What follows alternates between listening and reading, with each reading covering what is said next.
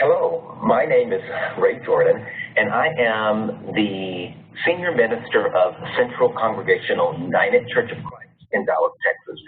I am indeed honored to have the opportunity to apply to the Next Generation Leadership Initiative. I am incredibly excited about the opportunity of joining fellow colleagues and peers from around the country through this journey or this process.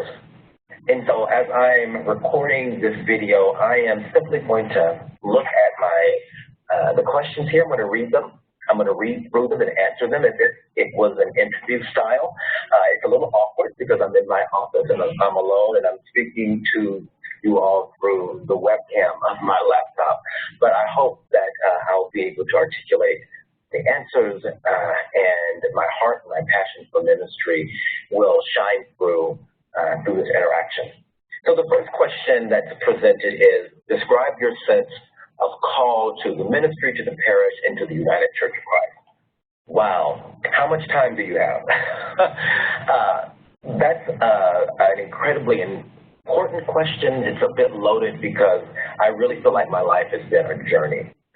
I've got written here in a few notes that the ministry chose me, that I didn't really choose the ministry. And I say that because as early as I can remember, I had a sense of calling, meaning I knew that I was different in some way. Now, that again can be a loaded statement because I don't necessarily believe that ministers are different in their humanity from other persons.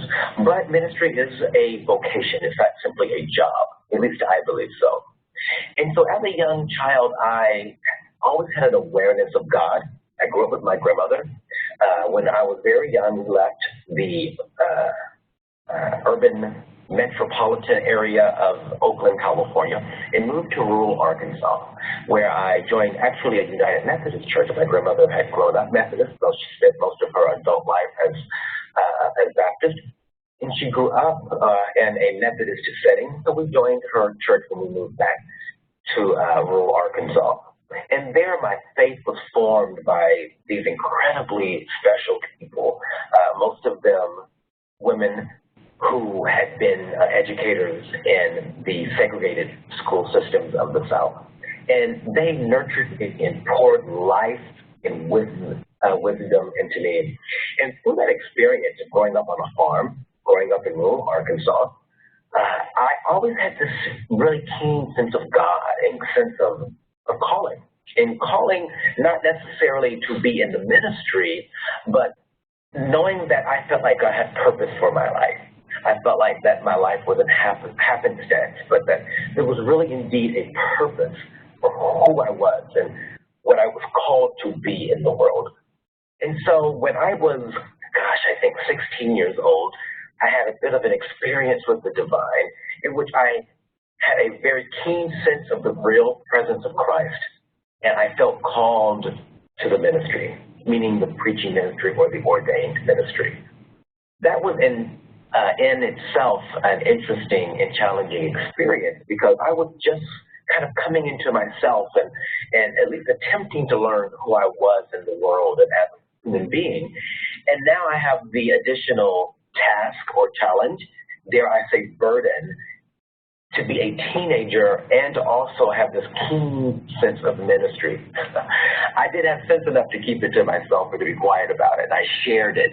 And so now accompanying this sense of calling, I am also now encountering this sense of expectation and in many ways obligation for my community and for my peers and for my family, because I am now a minister in their eyes. If I have felt a sense of calling, then that's who I am. And so though it was a very different teenage experience than most and young adult experience than most, I will be quite honest and genuine in saying I enjoyed it. I loved preaching. I loved ministry. I loved pastoral care. I would just assume as a young person be involved in pastoral care or prepping a sermon or teaching a class at church that I would doing what most typical 20 or 21-year-olds do at that age. And so this sense of calling follows me until I had a bit of an existential crisis as a young adult. I got married in my young adult years. I started a family very early. And then I came to the sense in my very young life that I wasn't being truly authentic to who I was. And not to go into all of the details of my identity shift in my early 20s, but I realized that I was a member of the LGBT community. And that shift, though it was liberating in many, many ways, it was frightening. It was terrifying, actually. It was life-altering, and it was, in some instances or in some ways, it was devastating, because the life that I had come to know, myself as I had come to know myself, and my vocation for what I had understood it to be was all changing quite drastically in every area of my life. I was in seminary at the time, and I realized that to be a United Methodist, as I was, and I'm pastored as a licensed minister in the United Methodist Church in Arkansas. I was now in Dallas, Texas, attending Southern Methodist University for seminary, and I knew things had changed, and I didn't quite know how, or how I could put all the pieces back together. And so I left the ministry for about 8 years. The reason I began by saying that I didn't choose ministry, but ministry chose me. There used to be a pretty common adage or colloquialism, particularly in the African-American community, but possibly other communities as well, that said, if you could do anything else besides being a pastor or a minister, by all means go do it. And I really tried. I tried for 8 years to be something else. And I recently was reflecting on this, interestingly enough, that I really tried to be something else, but the ministry called me, captured me. I tried to get away from it. And I had several years and many, many experiences of feeling lost and without purpose, and living a life, enjoying life, but still not feeling fulfilled. And then I answered an invitation to teach a Sunday school class at a local church. And when teaching that Sunday school class to a group of singles, it was a largely Anglo church, so the class was predominantly, or 100% actually, Anglo. They were over 50, and they were single. So these were persons who had experienced some pain around their singleness, around their divorce, around, in some instances, the loss of their spouse.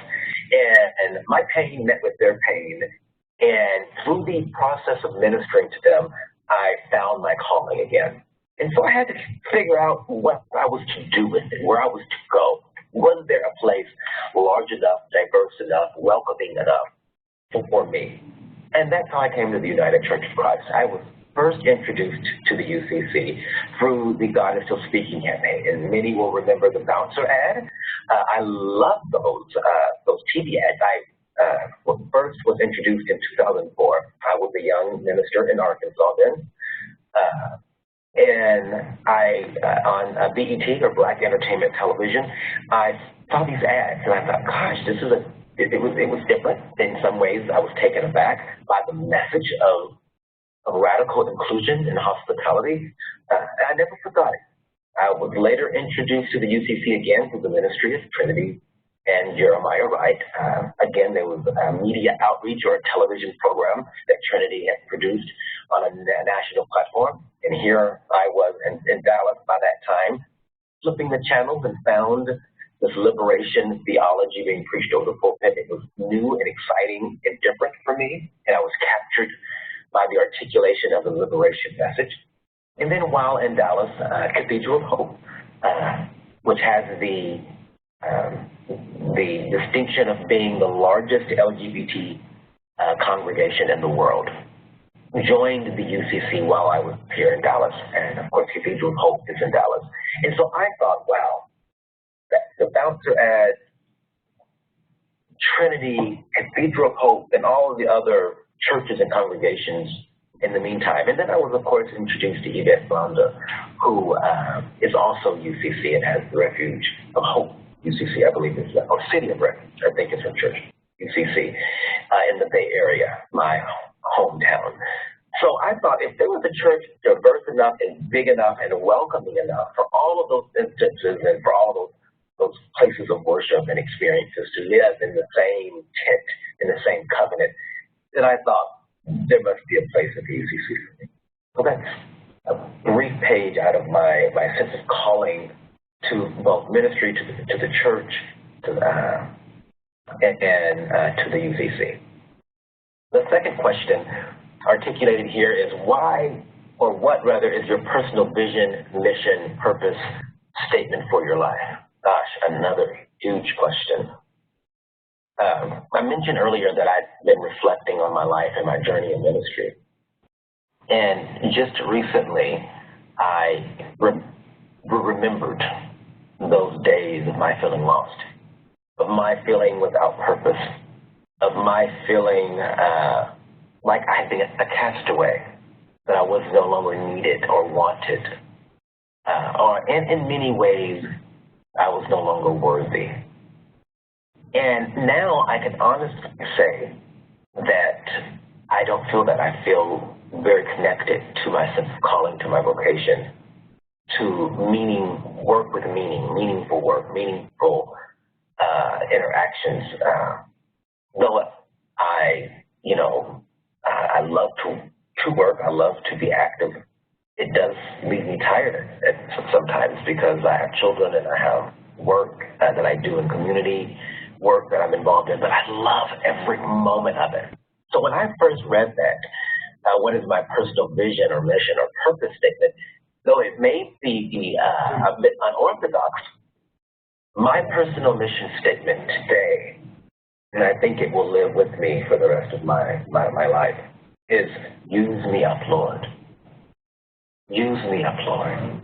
Having had that experience of feeling unneeded, unnecessary, unworthy, undesired, unwelcomed, aimless, purposeless, having had that experience at this point in my life, my personal statement or mission for my life is, use me up, Lord. There's, again, another saying that's common in the African-American context. I believe it was the lyrics to a gospel song a few years back. But it basically states what God has for me is for me. Meaning, the kind of direct meaning of that is there's no need to throw elbows, to pull others down, to sabotage or be jealous or envious of anyone else's progress or opportunities, but to trust that God has something for me. So in relation to use me up, Lord, that's really what I feel. I feel like God has something for me, God has something for my life. I feel connected to the path of that unfolding, and I just want to live a life that is big and beautiful, full and fantastic. A life that I've written here in some notes that has passion and compassion, light, love, and laughter. I want to make a difference in the world and have fun doing it. I want to live a life of gratitude, and I want to enjoy the journey. I want to enjoy the journey. I want to live a life that has meaning, that makes a difference, however small or large that is, and that makes a difference in this world. And I want to live a life that's fun and that's full. And I do have a full, fun, fantastic life that I enjoy. And I don't say that with any sense of boastfulness or arrogance even, but I say that with a heart full of gratitude. I'm so thankful. I'm so thankful that I found myself. I'm so thankful that I worked through some of those darker years. And I know that my life will have challenges. They have challenges today. It's certainly not perfect, but I can almost swell up with tears with gratitude of how incredibly thankful I am that I'm living a life that I feel has purpose. So I better go to the next one, or I'll tear up. So let me go to the next one. What is one thing you are most passionate about in the congregation you are currently serving? Excellent question. I love the context where I serve today. I came to this church as an associate pastor. Quite honestly, or to be totally transparent, after my teaching the Sunday school class and being out of the pulpit for a number of years, it was my first time back in parish life or in the local church. And I had to get my sea legs again. I've been here for 2.5 years, and I came as an associate, and I'm very thankful to the senior minister at the time who gave me really freedom to be and define myself and to be authentic. I had to not only just kind of find myself in the pulpit and like literally like the staging of being there in a robe and a stole and like, you know, how do I, and I spent some time teaching in academia. And so I knew that there was that preaching, at least in the model that I understand preaching to be, is different than what I do in the classroom, although sometimes I preach in the classroom too, unbeknownst to my students. But just kind of finding myself in the preaching of it all and the pastoral care of it all, but also in my identity. I now look back at that time away from ministry, and I'm very, I'm grateful for it, because I think as a very young person, feeling a call to ministry and beginning to act in that vocation in some ways, left my identity as a human, as a person, as a personality, too connected to being a minister. And I personally believe that as a child of God, as a person, as a human personality, that is in itself makes me worthy. Whether I am a minister, whether I am a college professor, whether I'm working with students, or whether I'm working in construction or retail or whatever I'm doing in life, that does not take away nor does it add to my sense of dignity and worthiness as a human being. So that time away from ministry helped me develop and be secure in that. So now, attaching to this sense of self and identity, I'm a minister again. And what does that mean, particularly as an openly gay minister? What does that mean for me, and how do I navigate those places and do it with a sense of pride and do it without a sense of shame? So I came to this place here figuring some of that out. In the meantime, and the way things worked out, in my first year here, maybe 6 months in, the senior pastor took a sabbatical for 3 months. And literally when I first started, she told me I was taking a sabbatical. I said to her, I don't even know how to turn on the lights. Like, what do you mean, don't leave me, don't leave me? But it worked out. I became the acting senior minister while she was gone. And now while while the church is in process of search, they asked me to be the transitional or the interim pastor in the meantime. I said all of that to say that as I'm here and I've gone through all of those iterations, so new to the ministry, being here 6 months as an associate and then having to act as a senior minister, must have done an okay job, because they asked me to be the transitional minister during this time of visioning and process and search. The thing that I am most excited about this current place of ministry is its welcoming heart. That they were able to welcome me, and I've seen that with persons, whoever walks through the door. We say every Sunday, and I really feel this church lives it out in a way that I've not experienced before, that no matter who you are or where you are on life's journey, you are welcome here. I see this church doing that, and I think that in both in practice and of course in theory is a theology in that will work in the 21st century. I think it's poised to grow and poised to stretch its wings. How it will get there, I think I'm looking at some of my notes, and the next question that will be asked, I think it's encountering some challenges and obstacles that many churches in the same position, because it's a church that's, I think, nearly 120 years old, and it's traditional in many ways, though as an open and affirming congregation with an openly gay African-American pastor, because it is a predominantly Anglo setting or congregation. It's certainly non-traditional in other ways. And so the courage they have to be truly welcoming and to have a welcoming heart, I think is the part about this current context that I'm most excited about. To see it actually lived in real or lived experience is incredibly exciting to me.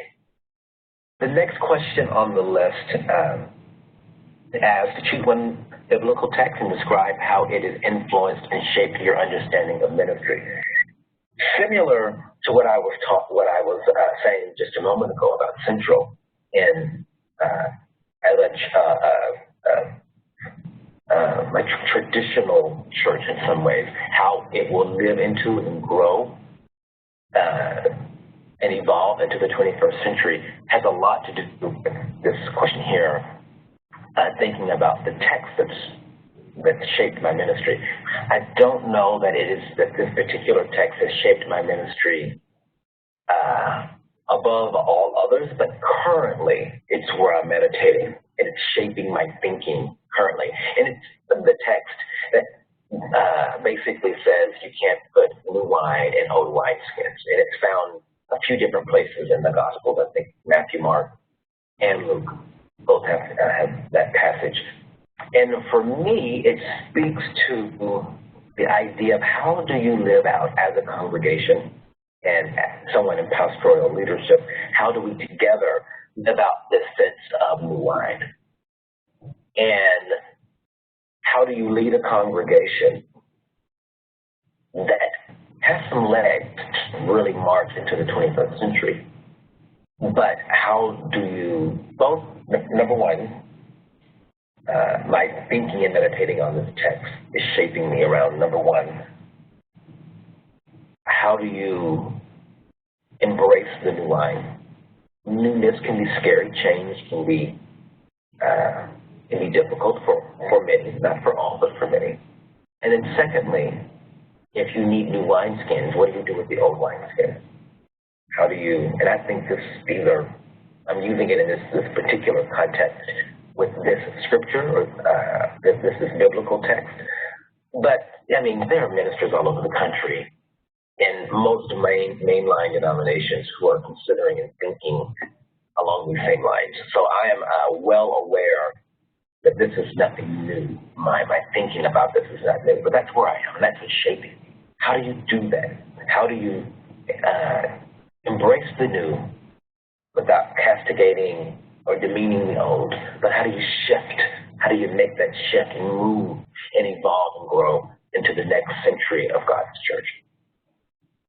The next questions ask, what leadership lessons have you learned through the years that have proven valuable in my ministry? And the ones that came to mind first as I was kind of making some notes, thinking about this, is number one, to be patient. In my 20s, I was one who said, by golly, I'm going to make it happen. If I have to struggle and push and antagonize even, I'm going to make it happen. I've learned that that's not what happens, that you have to trust the process, that there's a process. That process includes, because oftentimes we are very product-oriented in the West. In the Western world, particularly in American society, we want the product or the thing, the completed product, a project. And I have learned to be patient and to trust the process. Because in trusting the process, you're trusting God. And God is in the process, in my understanding of the divine. God is in the process. God is God. The old saying is that the devil is in the details, but I believe God is in the details. And so that's the biggest lesson I've learned. If there could be a secondary lesson, it would be to hear people, to hear them. meaning to hear what they are saying, but to also hear what is not being said. Maya Angelou, is famed for saying, famed for many things, but one of her more best-known quotes is, "When people tell you who they are, believe them." The scripture teaches that out of the wealth or the abundance of the heart, the mouth will speak. I truly believe if you listen to people, they will tell you. They'll tell you who they are, they'll tell you what they're thinking, what they're feeling. It may not be direct, but that is an addendum to be patient, trust the process, watch it unfold as God will have it, God is in the details. An addendum to that would be to listen to people, to be patient and to listen. The next question says, describe the most pressing challenges facing Christian congregations today. And I think I talked a little bit about that when speaking about the scripture that has shaped my ministry. This idea of new wine and old wineskin. And if I said that probably the most pressing for the UCC and for most mainline denominations, if we're talking about evangelical congregations and otherwise, I think the challenges might be different. Or maybe not. Maybe not. And that is the idea of how to be adaptive. How to be adaptive. I think that is the most pressing challenge facing congregations today. How to be adaptive, how to shift, how to grow, and in many instances grow up. There are a lot of veteran churches that have legacies over 100 years in the making. But some of our churches aren't grown up, both spiritually, maturely, emotionally. They're not grown up. And so how to be adaptive, specifically for most predominantly Anglo mainline denominations. I would add to that, I don't know if this is a popular sentiment or not, but I would add to that how to marry the head and the heart. We are very proud in the UCC and in other churches as well, of course, of being learned and being intellectual. In addition to that, I would say, but what about the heart? What about spiritual renewal of the heart?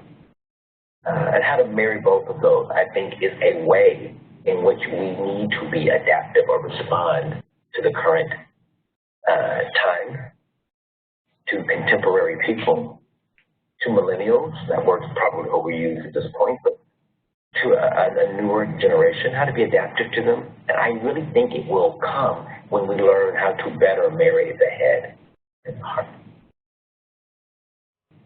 The last question, and I think I'm probably over the time that was allotted for this video, so I'll hurry. The last question is, how do you anticipate NGLI will equip and strengthen your ministry? What contributions or gifts will you bring to the cohort of colleagues? And if I had another text, I didn't use this text as a text as really formed me, but if I had another text that is important to me in my ministry would be Proverbs 27 and 17. And this, I think, speaks to what I'm expecting from the Next Generation Leadership Initiative.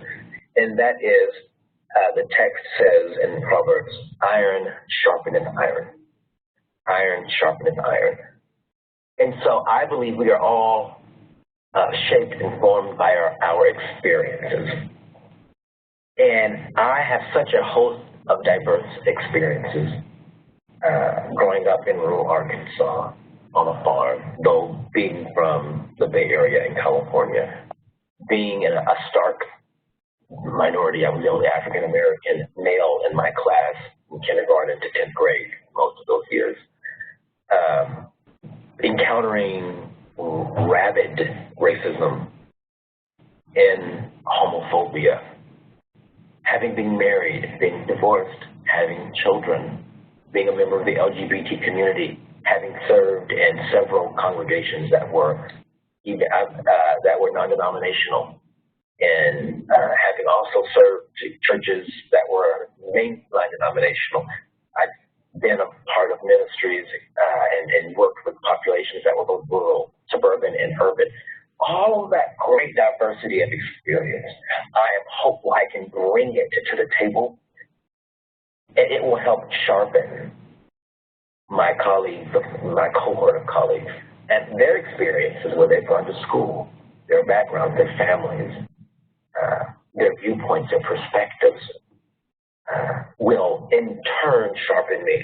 So that's really what I'm hoping that this experience, if I'm fortunate enough to be chosen, will do, that my iron will sharpen it, my cohort's iron. My southern accent's coming out. Iron, I-R-O-N. And that together we can be sharper and stronger and better for the life of our congregants, for the benefit rather of our congregants and the life and future of God's church. Thank you so much for the time. I hope that I was able to articulate the questions in a way that it meets your expectations.